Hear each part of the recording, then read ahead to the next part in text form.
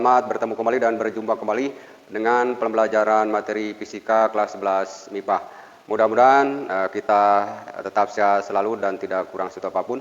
Dan marilah sejenak sebelum kita melanjutkan materi, kita berdoa pada Tuhan Yang Maha Esa sesuai dengan keyakinannya masing-masing. Mudah-mudahan kita diberikan kemampuan yang mudah untuk memahami dan kelancaran dalam mempelajari materi yang akan kita bahas sekarang. Sesuai dengan agama dan kepercayaan masing-masing, berdoa mulai. Selesai. Baiklah, pada pertemuan kali ini kita akan membicarakan masih ruang lingkup tentang dinamika rotasi benda tegar, ya, tentang ruang lingkup benda berputar atau berotasi. Materi yang sekarang kita bahas adalah materi kelanjutan dari materi yang sebelumnya. Kita akan bahas sekarang adalah tentang momentum sudut, atau disebut juga momentum anguler, atau juga disebut momentum benda berputar.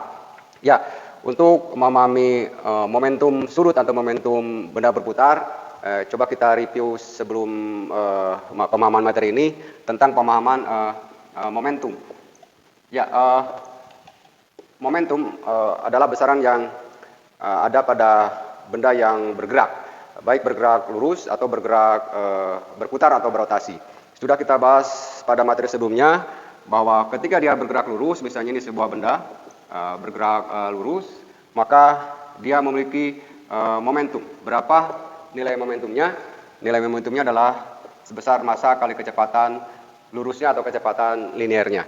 Ya, pada gerak melingkar atau gerak rotasi benda berputar juga muncullah besaran momentum. Cuma sesuai dengan geraknya, bahwa momentumnya disebut dengan momentum sudut atau momentum anguler atau momentum berputar. Ya, itu pemahaman yang harus kita pahami.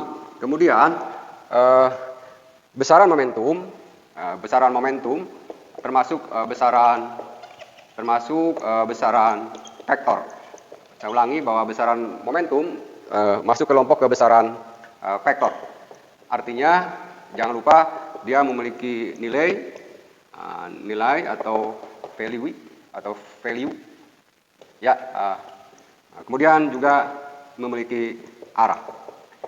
Saya ulangi, jangan lupa sebelum kita membahas materi selanjutnya bahwa momentum adalah besaran vektor dan cirinya atau karakternya bahwa besaran momentum kalau dia masuk besaran vektor maka dia harus memiliki nilai dan memiliki arah. Itu jangan sampai lupa. Ya, kemudian kita akan coba mengasumsikan sebuah benda berputar atau berotasi. Nah, saya ambil contoh, ya, misalnya benda ini berputar atau berotasi, artinya dia memiliki momentum. Kemudian juga mungkin penggaris ini.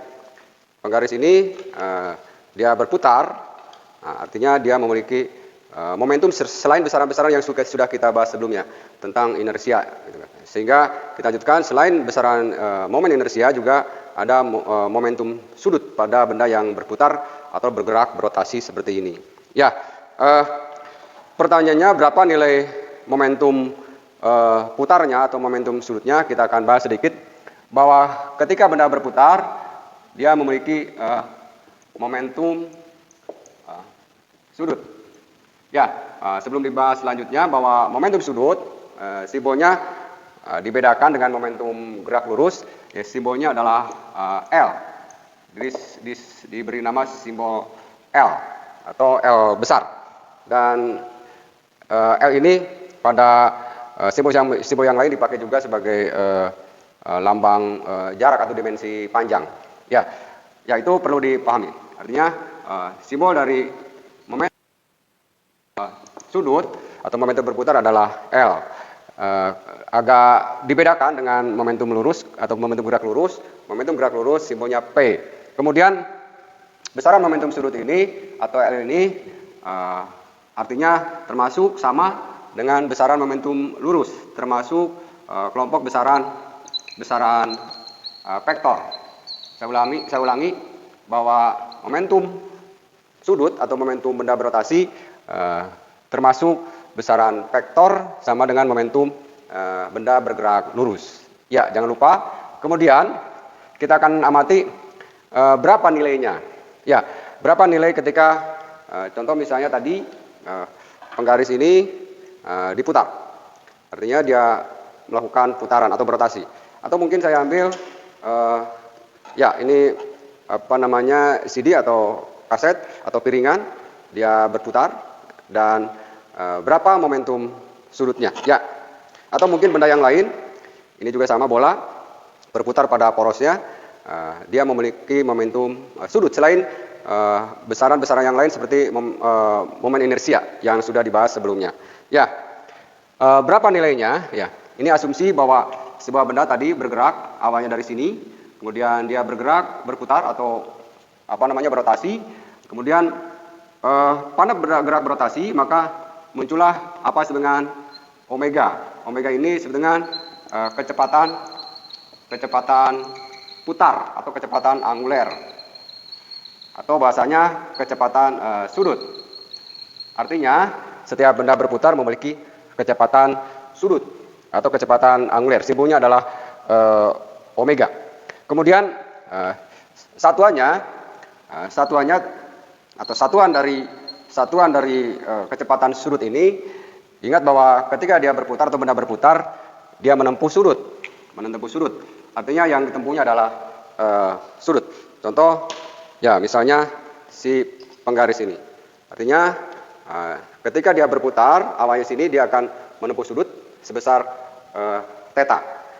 Baik berputar secara horizontal atau berputar secara vertikal seperti ini misalnya. Ini dia berputar pada porosnya, kemudian dia akan menempuh sudut. Sudutnya adalah theta. Ya, sebelum memahami berikutnya, kita harus sudah familiar tentang satuan dari kecepatan sudut atau kecepatan anguler ini.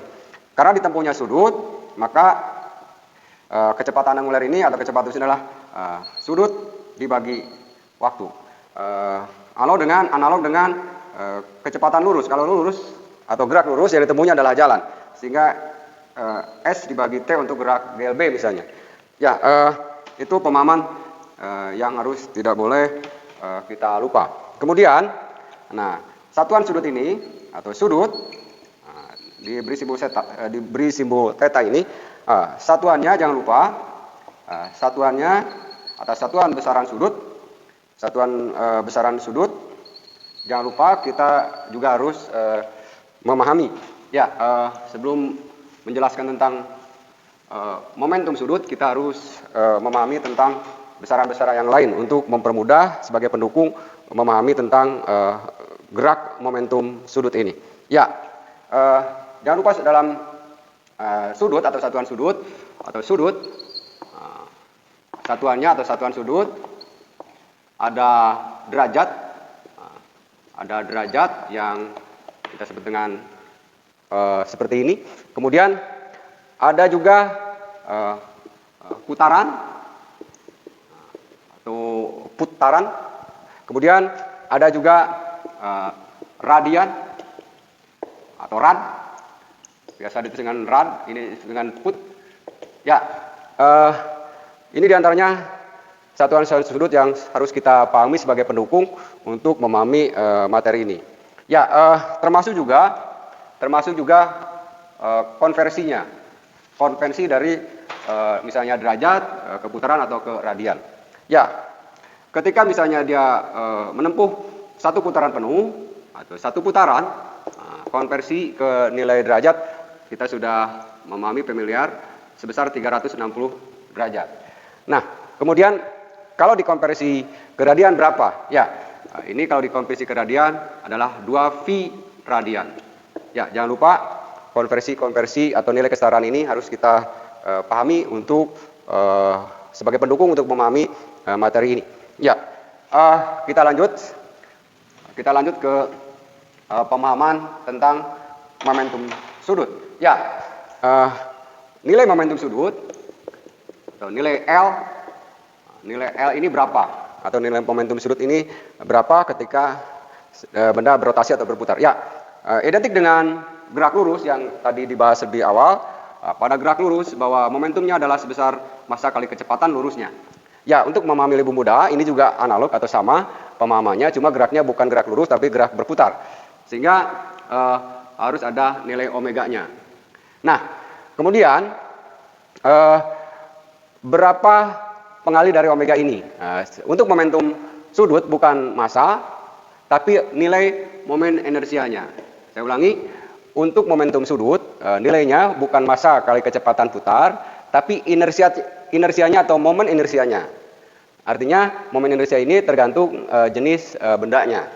Ya, kita pahami dulu bahwa momentum sudut nilainya bisa dicari dengan persamaan nilai inersia atau nilai momen inersia benda tersebut kali kecepatan putarannya. Ya, kemudian kita bahas ini artinya momen inersia bendanya, momen inersia benda.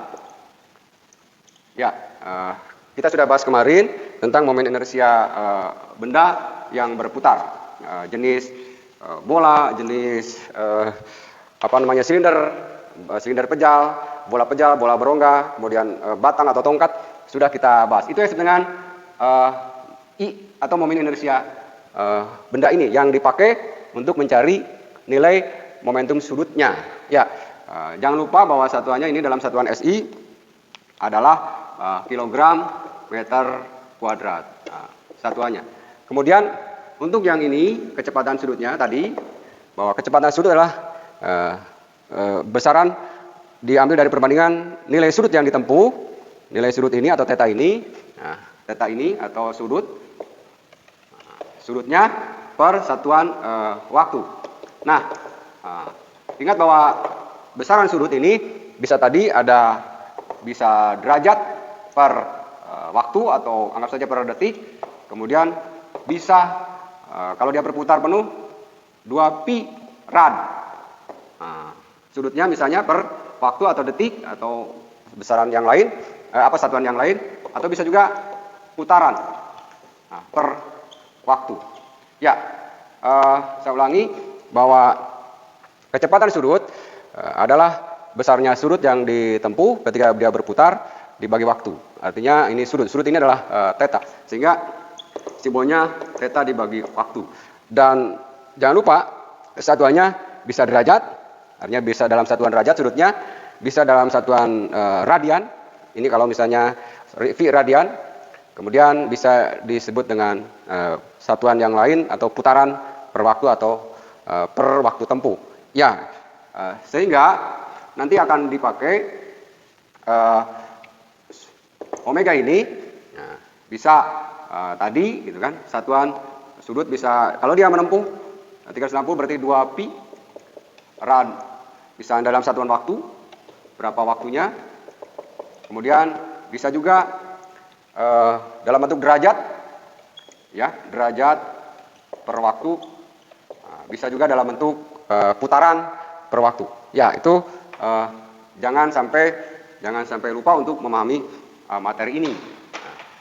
Saya ulangi, karena yang dipakainya adalah kecepatan sudut, bukan kecepatan linearnya.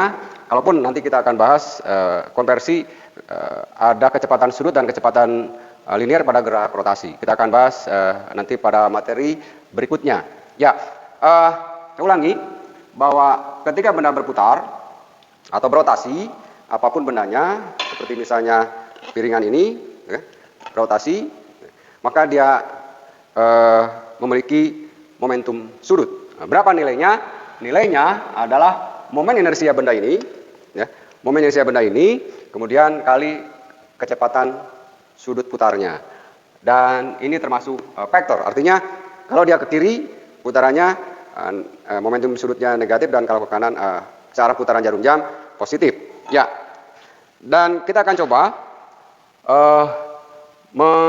mencari nilai-nilai. Ya, sebelumnya kita bahas dulu tentang satuan. Satuan dari besaran sudut atau L.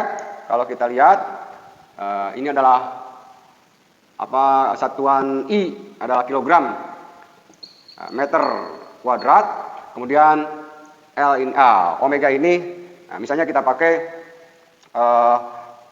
rad per detik. Ya, ini diantaranya satuan dari momentum sudut ya adalah satuan dari I atau inersianya, kemudian kali satuan dari omega atau kecepatan sudut, bisa kita pakai rad per detik misalnya. Ya, itu yang harus kita pahami. Ya, kemudian bagaimana mengaplikasikan atau mencari nilai momentum sudut masing-masing benda berputar. Ya, kita akan bahas contoh-contohnya, beberapa contoh saja. Baiklah, kita akan coba membahas contoh soal dari pemahaman tentang momentum sudut sebuah benda yang berputar. Ya, misalnya kita akan menghitung nilai momentum sudut dari sebuah bola yang berputar pada porosnya. Ya, misalnya kita ambil sebuah bola, tapi bolanya diberi catatan adalah bola berongga, kemudian berputar dengan kecepatan putar 40 V rad per 4 detik. Nah, kemudian jika masanya atau massa bola 200 gram dan jari-jari bola 10 cm, tentukan atau hitung momentum sudutnya. Ya, misalnya ilustrasinya seperti ini, diputar di porosnya, di poros bola, kemudian ini adalah jari-jarinya 10 cm, kemudian massa bolanya misalnya 200 gram, kemudian dia berputar dengan nilai omega 40 pi rad per 4 detik. Ya, inilah datanya. Ya, misalnya ini adalah bola tenis, ini kita putar sesuai dengan arah jarum jam misalnya seperti ini. Ya, kemudian berputarnya adalah 40 V rad per detik dan dimisalkan massa bola ini adalah 200 gram dan jari-jarinya misalnya 10 cm. Nah, berapa momentum putarnya atau momentum sudutnya? Ya, kita akan coba menjawab bagaimana cara atau teknis menjawabnya supaya sesuai dengan yang diinginkan oleh soal atau pertanyaan ini. Ya, kita identifikasi bahwa diketahui datanya bahwa masanya adalah 200 gram. Kita konversi ke kilo, ini adalah 0,2 kg atau 2 kali 10⁻⁻⁴ kg dalam bentuk eksponen. Ya. Kemudian data yang lain adalah kecepatan putar atau omega. Omega atau nilainya adalah 40 pi rad per 4 detik. Nah, itulah data putarannya. Kemudian jari-jarinya kita tulis dengan R besar, misalnya 10 cm. Ya, ini dibuat per 1000 sehingga 0,01 meter. 0,01 meter atau 10 kali 10⁻³ meter sehingga 10⁻²meter atau 0,01 meter. Itulah jari-jarinya. Ya, kemudian berapa nilai momentum sudutnya? Ya, ditanyakan berapa momentum sudut putarnya. Artinya ditanyakan adalah berapa nilai L-nya. Kalau kondisinya datanya seperti ini. Ya, kita jawab bahwa momentum sudut sebuah benda yang berputar adalah I kali sudut putarnya. I kali sudut putarnya. Ya, sudut putarnya sudah ada tadi sebesar 40 V rad per 4 detik. Nah, pertanyaannya bagaimana dengan inersianya? Ya, bahwa inersianya tadi ini adalah bola berongga atau bukan bola pejal. Nah, bola berongga berapa?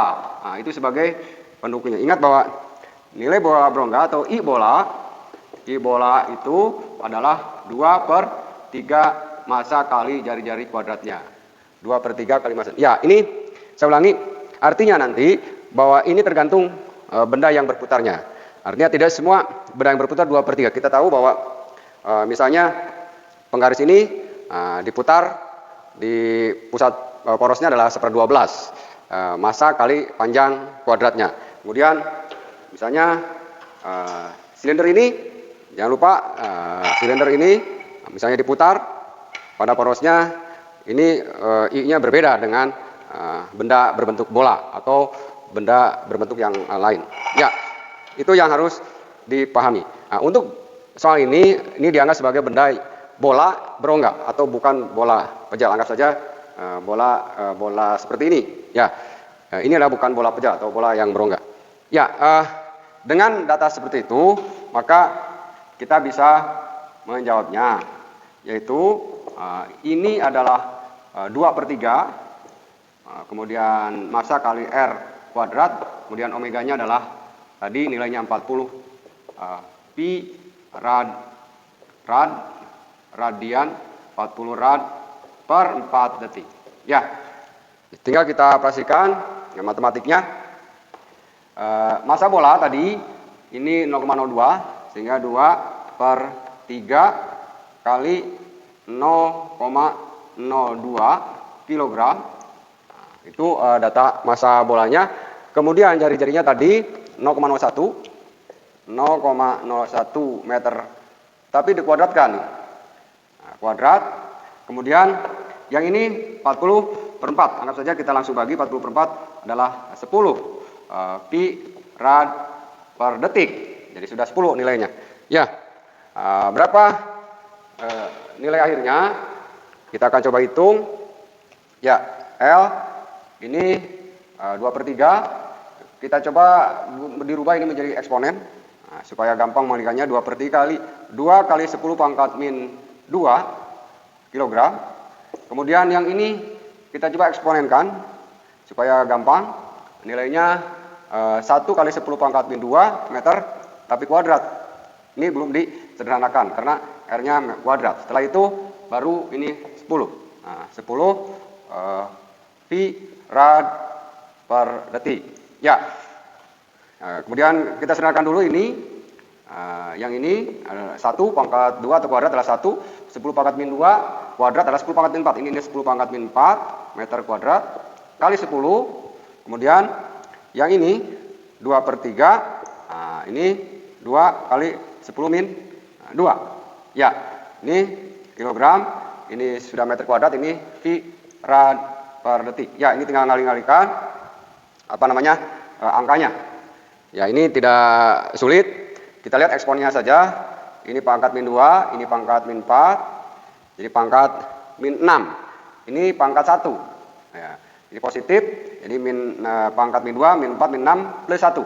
Sehingga eksponennya pangkat min 5. Eksponnya pangkat min 5, tinggal angka ini. Angka ini 2 kali 2, 4/3. Sehingga 4/3, 10 pangkat min 5 kilogram meter kuadrat pi rad per detik. Itulah nilainya.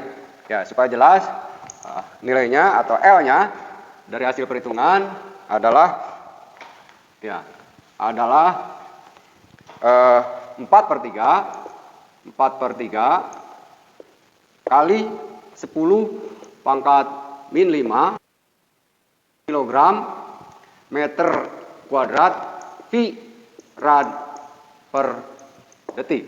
Atau V ini kita simpan di sini, misalnya jadi 4, jadi V 4/3 10 pangkat min 5 kilogram meter kuadrat rad per detik. Itulah nilainya.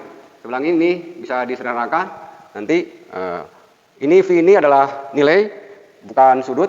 Artinya nilai berapa nilai V?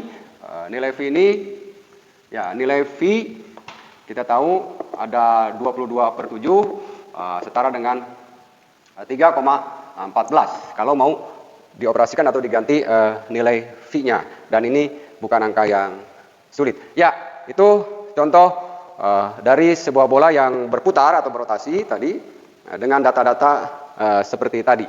Cara mengerjakannya adalah seperti itu. Dan kita akan coba soal nomor berikutnya untuk benda yang lain. Contoh yang kedua, kita akan bahas benda yang lain. Misalnya baling-baling berputar pada pusat putarnya. Ya, anggap saja penggaris ini atau seperti ini. Ini akan jadi baling-baling berputar seperti ini. Dan diputarnya di pusat putarnya artinya di tengah atau di pusat putar baling-baling ini. Kemudian data yang lain adalah jika masanya 10 kilo, misalnya ini dianggap sebagai massa 10 kilo atau memiliki massa 10 kilo. Kemudian berputarnya kita coba dengan satu yang lain, misalnya 60 rpm. Di kendaraan ada indikator, di speedometer ada rpm. Itu adalah putaran roda. Ya. Kemudian panjangnya misalnya 10 meter, ini dianggap 10 meter. Ya, kemudian tentukan nilai momentum sudutnya. Ya, bagaimana cara mengidentifikasinya? Ya, yang pertama kita identifikasi masanya ada 10 kilo. 10 kg. Kemudian yang kedua adalah omeganya. Yang kedua adalah omeganya atau nilai kecepatan sudut putarnya 60 rpm. Nah, nanti kita akan bahas nilai kesetaraan dari 60 rpm itu berapa nilainya. Yang berikutnya panjangnya adalah supaya tidak sama simbolnya, kita rubah panjang ini, panjangnya dengan L kecil yaitu 10 meter.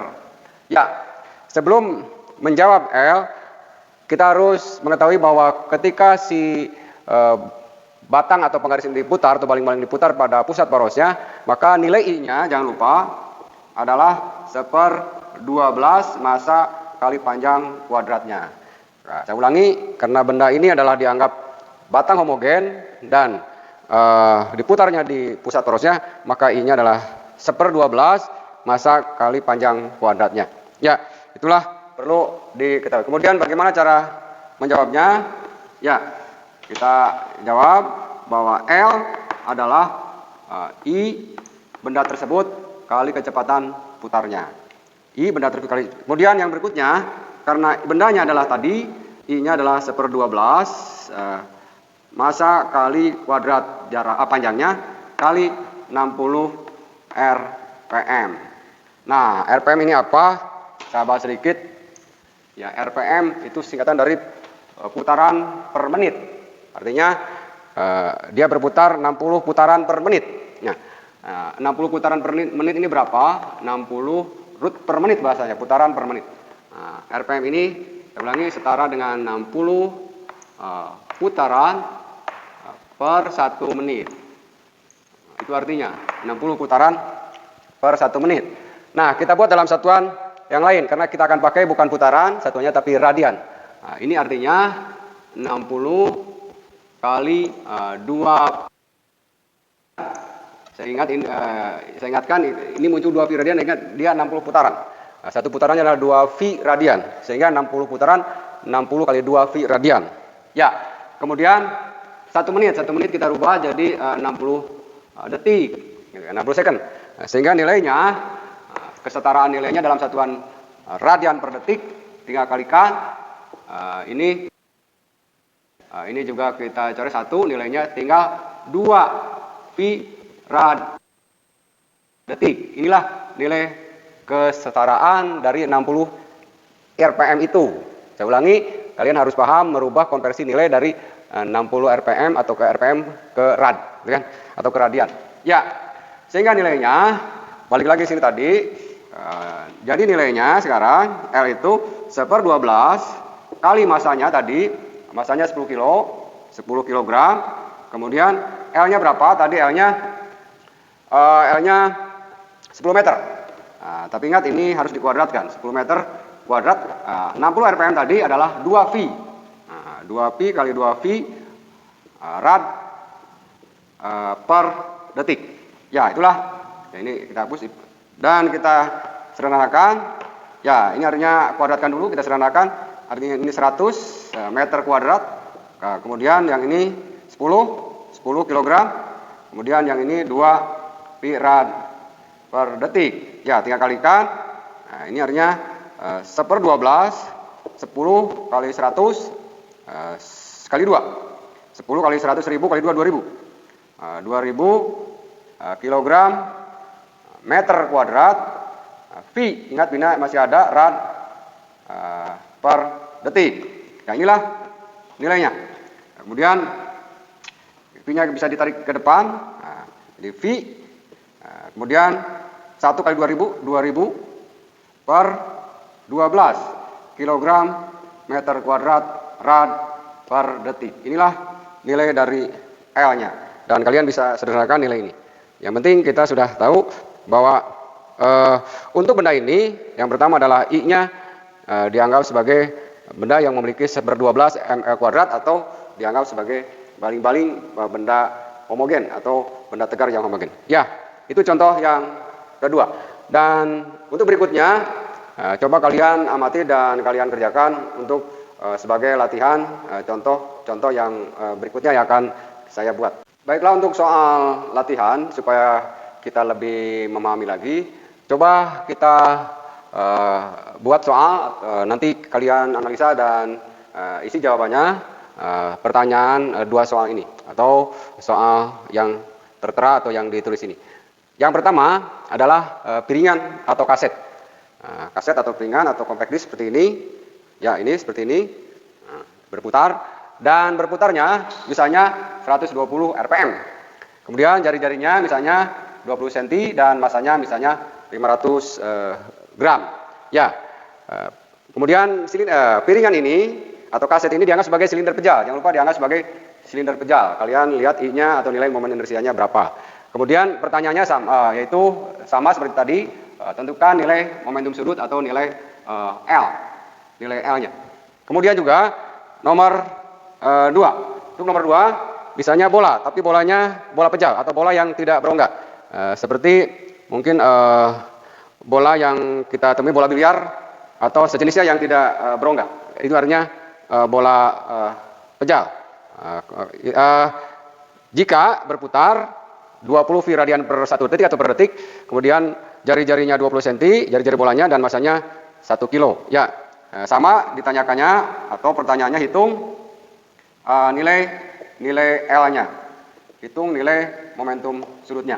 Ya, itu saja contoh soal yang harus kalian analisa supaya lebih tujuannya supaya lebih paham lagi. Dan banyak contoh-contoh yang lain yang bisa kita kerjakan. Tapi untuk sementara ini coba analisa dua contoh atau dua kejadian dari benda pertama CD atau compact disc dan yang kedua adalah bola pejal berputar. Saya ulangi, ini dianggap sebagai bola pejal berputar. Ya, itu saja. Mudah-mudahan kita tetap semangat, kalian tetap semangat dan mudah-mudahan bisa dipahami. Kemudian kita akan bertemu di pembahasan materi berikutnya. Terima kasih atas perhatiannya. Semoga tetap sehat selalu. Assalamualaikum warahmatullahi wabarakatuh.